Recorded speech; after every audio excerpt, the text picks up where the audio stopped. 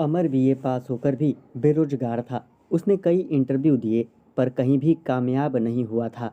आखिर में निराश होकर उसने दोस्त के कहने पर गाड़ी चलाना सीखा था और बतौर ड्राइवर डॉक्टर भुवनेश की कार चलाने लगा।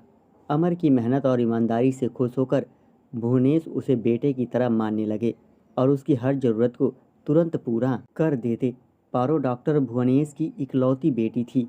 वह बहुत शोख चंचल और खूबसूरत थी।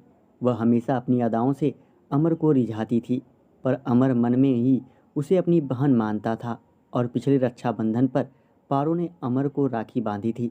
डॉक्टर भुवनेश ने अपने घर के पीछे वाला कमरा अमर को दे रहने के लिए दिया था। वह वहीं अपनी रात बिताता और दिन में डॉक्टर साहब की कार चलाता था। इधर कुछ दिनों से अमर महसूस कर रहा था कि पारो की नीयत ठीक नहीं है।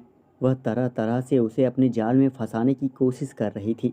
उसकी हरकतें देखकर कई बार अमर की वासना भड़कने लगी थी।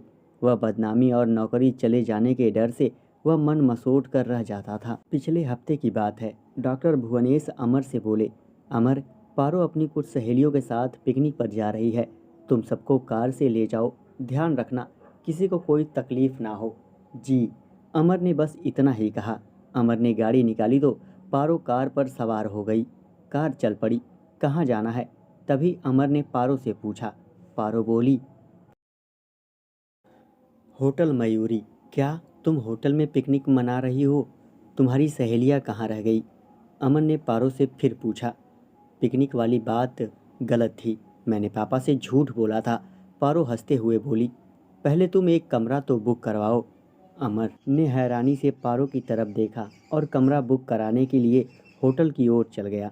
जब दोनों कमरे में आए तो पारो ने अमर से कहा, अमर कुछ नाश्ता मंगवाओ। थोड़ी देर बाद दोनों नाश्ता कर चुके तो पारो रुमाल से हाथ पोंछती हुई अमर के और करीब खिसक आई और बोली, ऐसे ही बैठे रहोगे? कुछ करने का इरादा नहीं है? अमर ने कहा, क्या? वही जो रात में पति पत्नी करते हैं।